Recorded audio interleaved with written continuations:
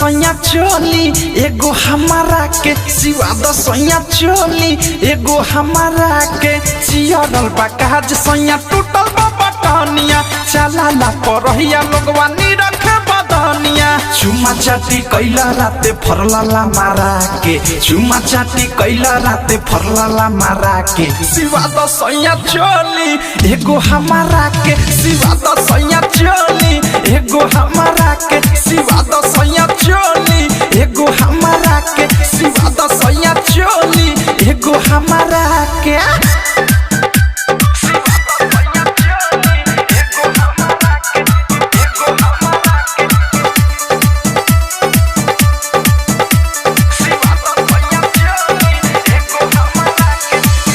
लावा कपड़ा टुकिन एगो राजा रंगीन आज जाके दरजिया के दे दी नाही बोला तारा हूँ मजा मारा तारा तू ना देव तो बोला हो के दी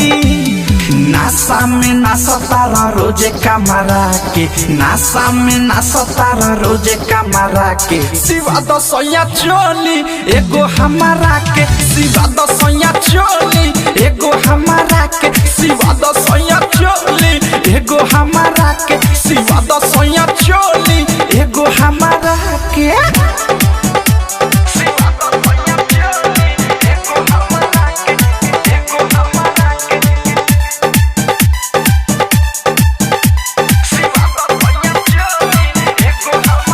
हसे प्रेमी अवधेश अनुराग या मुकेश संगे थारुआ मिठू missile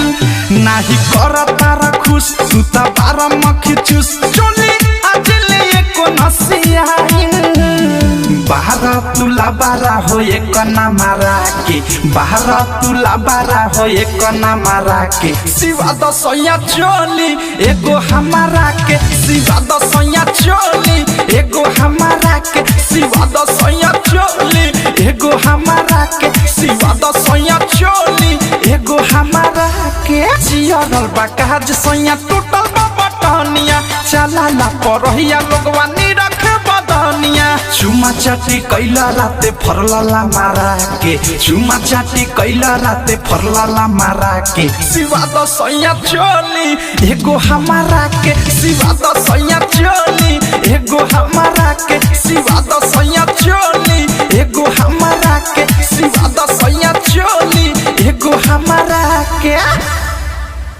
RCM music new app अभी डाउनलोड कीजिए हमारे गूगल प्ले स्टोर से और पाए भोजपुरी लोकगीतों का एक से बढ़कर एक ऑडियो वीडियो सॉन्ग बिल्कुल मुफ्त।